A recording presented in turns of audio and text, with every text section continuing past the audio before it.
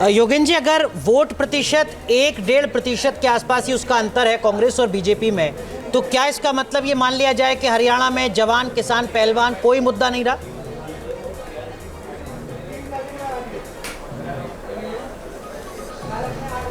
नहीं, देखिए मुद्दे तो थे। क्या है कि आप वहाँ से शुरुआत कीजिए। शुरुआत आप 2019 के लोकसभा चुनाव से कीजिए। 2019 के लोकसभा चुनाव में बीजेपी कांग्रेस से 30% वोट आगे है। कांग्रेस सिर्फ 28% है, बीजेपी 58% है। उसके बाद लोकसभा चुनाव 2024 आते आते दोनों बिल्कुल बराबर हो जाते हैं। ऐसा क्यों होता है? जवान किसान पहलवान की वजह से, किसान आंदोलन की वजह से कांग्रेस बीजेपी से मोह भंग होता है। उसके बाद कांग्रेस अपने आप को स्थापित करती है, कांग्रेस आगे आती है। ये सब तो उसी की वजह से है। लेकिन सवाल ये था कि लोकसभा चुनाव में जब दोनों लगभग बराबर आ गए, उसके बाद लड़ाई कहाँ जाती है? उसके बाद क्या उसके प्रति एक असंतोष है भाजपा सरकार, स्थानीय सरकार के प्रति? मेरे जैसे लोगों की मान्यता थी कि लोकसभा चुनाव में जब बराबरी पे लगभग आ गए, उसके बाद बीजेपी और नीचे आएगी, और हमें ऐसा दिखाई दिया कि और नीचे आ रही है।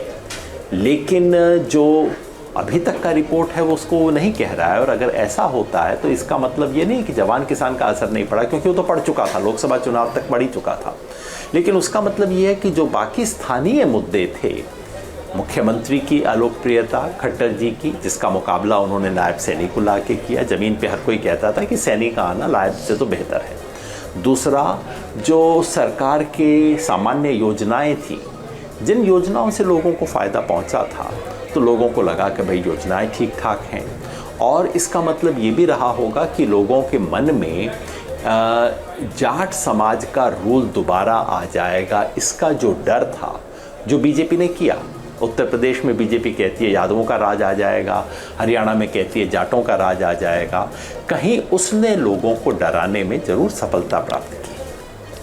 बहुत बहुत शुक्रिया योगेंद्र जी हमसे जुड़ने के लिए। हम अपडेट आपसे बीच बीच में जुड़ के लेते रहेंगे, लेकिन हम एक अपडेट और भी दे दें कि बीजेपी इस वक्त 47 सीटों पर आगे चल रही है और कांग्रेस 36 सीटों पर। हालांकि भूपेंद्र सिंह हुड्डा की तरफ से कहा गया है कि कांग्रेस हरियाणा में सरकार बनाएगी, कुछ सीटों पर कड़ा मुकाबला है। जुलाना सीट पे लगभग 2100 वोटों का फासला है, जहां विनेश फोगाट पीछे चल रही है। बीजेपी का हम रुख करेंगे। ऋषभ तिवारी हमारे साथ जुड़ चुके हैं, बीजेपी के प्रवक्ता। माफ कीजिए, शिवम छाबड़ा हमारे से जुड़े हुए हैं। शिवम, अब क्या लगता है कि ये अभी भी उम्मीद कांग्रेस की तरफ से बड़ा पॉजिटिव नोट दिया जा रहा है कि सरकार हमारी बनेगी? अभी आंकड़ों में आप थोड़ी देर पहले से आगे बढ़ रहे हैं। क्या संभावना यहाँ पे दिख रही है, कांग्रेस की या फिर बीजेपी की?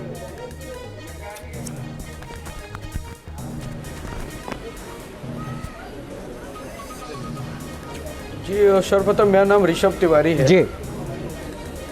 जी ऋषभ जी,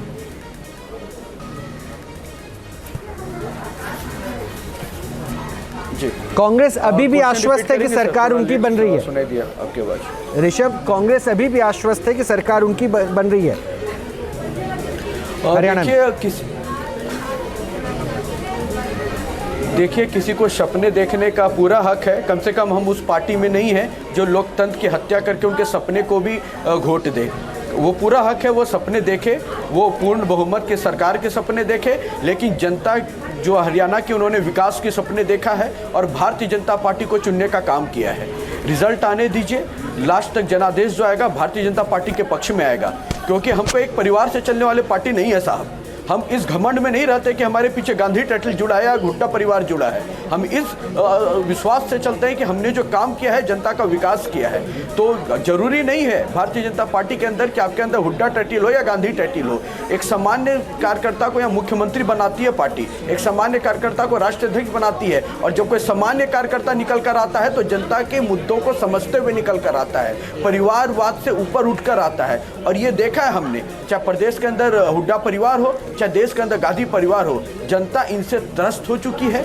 इनके गुंडागर्दी से त्रस्त हो चुकी है, भ्रष्टाचार से त्रस्त हो चुकी है, और विकास की नीतियों को चुनने वाली सरकार को इन्होंने चुना है। तो मुझे लगता है अगर आप पूरे आकलन देखेंगे, जिस तरीके से नैरेटिव सेट किया गया, जब एग्जिट पोल आया, हमारे समर्थन में एग्जिट पोल नहीं था, लेकिन हमने कोई भी मीडिया को कांग्रेसी मीडिया नहीं कहा। ये हमारी लोकतंत्र की खूबसूरती है। हमने कोई भी मीडिया को इन लोगों के आधार पे बिका हुआ नहीं कहा। ये हमारी लोकतंत्र की खूबसूरती है, ये हमारा संविधान के प्रति सम्मान है। लेकिन एक हाथ में संविधान, दूसरे हाथ में आपातकाल का इतिहास रखने वाले लोग से पूछना चाहूंगा कि आज जो ये नारा लगा रहे थे, बहुत त्रस्त है हरियाणा की जनता, 10 साल से चरम सीमा पर भ्रष्टाचार, आज उस ये प्रश्न तो फिर मैं आपसे दोबारा पूछ भी सकता हूँ ना, फिर जम्मू कश्मीर में क्या हो गया?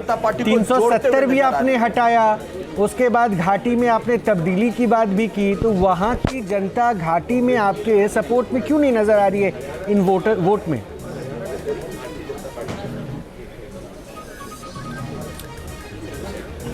देखिए, घाटी में कई जगह पे हम चुनाव लड़े नहीं हैं, और जहां हम चुनाव लड़े हैं वहाँ बेहतर प्रदर्शन करके आ रहे हैं। और दूसरी बात मैं आपको पहले भी कह रहा हूँ, जम्मू कश्मीर में रुझान में पीछे हैं, नतीजे में आगे होंगे। वहाँ भी सरकार बनेगी और हरियाणा में भी सरकार बनेगी। लेकिन इस दोनों इलेक्शन में एक चीज़ निकल कर आ रही है कि 99 पे आने पे इतना घमंड, और हम तो 240 पे आके भी शालीनता से चलने वाले साहब है साहब। हम तो लंबे समय तक विपक्ष में रहने वाले पार्टियों में से आते हैं, लेकिन इतना घमंड हमने ना कभी देखा है ना पाला है। पता नहीं कौन से मैथमेटिक्स से पढ़कर आए हैं, जहाँ 99 इनको 240 से बड़ा दिखता था और इस घमंड में आ गए थे। लड़की हूँ, लड़ सकती हूँ, लेकिन शैलजा जी की आवाज़ नहीं सुन सकती हूँ। लड़ाई लड़ेंगे किसानों के लिए, लेकिन उन किसानों की बात नहीं सुनेंगे जो धरना उनके स्टेट में देते नजर आए। तो इन सारे मुद्दों पे हमने काम किया है। और एक परसेप्शन जो बनाया जा रहा था कि पहलवान बीजेपी के अगेंस्ट है, किसान बीजेपी के अगेंस्ट है, तो मैं आपको स्पष्ट करता हूं, एक पार्टिकुलर समुदाय किसान का ही पूरे किसान का प्रतिनिधित्व नहीं करता है। एक पार्टिकुलर परिवार ही पूरे पहलवान का प्रतिनिधित्व नहीं करता है। मैं बार बार बाकी चैनलों पे भी कहा हूं और बड़ी जोर से कहता हूं कि पूरा हरियाणा एक परिवार से नहीं चलेगा, नहीं चलेगा। चरण सिंह सापरा भी जुड़े हुए हैं कांग्रेस की तरफ से। चरण जी, देखिए, बीजेपी वाले भी थोड़ी देर पहले, 1 घंटे पहले तक बोल रहे थे कि रुझान है, नतीजों का इंतजार करें। अभी भी हालांकि ये रुझान है, लेकिन वर्जन चेंज हो गया है।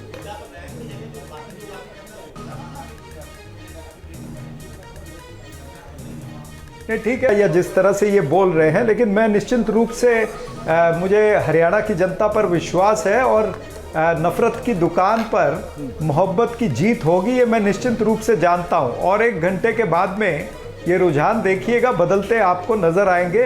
भारतीय जनता पार्टी के प्रवक्ता चाहे कुछ ही कह लें, हाँ, ये एक हो सकती है बात कि वो जो मुद्दा जाट वर्सेस नॉन जाट का इन्होंने चलाने का प्रयास किया, हो सकता है कि उसके ऊपर कुछ ना कुछ इम्पैक्ट हुआ होगा, उस हिसाब से ये रुझान नज़र आ रहे हैं। लेकिन कुल मिलाकर के जब आप ये रुझान नतीजों में बदलेंगे तो नफरत की दुकान बंद होती नजर आएगी और मोहब्बत की दुकान जो है वो ऊपर आपको नजर आएगी। लेकिन सापरा साहब, अगर आपको भी लग रहा है कि जाट वर्सेस नॉन जाट का मुद्दा हो सकता है बीजेपी ने भुनाया हो, तो सवाल आपसे पूछा जाएगा कि 2 बार आप विधानसभा का चुनाव मोटे तौर पर इसी वजह से हारे हैं। तीसरी बार कुछ तो सबक लेना चाहिए था सर, कुछ तो रणनीति बनानी चाहिए थी कि इस बार कम से कम जाट वर्सेस नॉन जाट का नैरेटिव ना सेट कर पाए बीजेपी।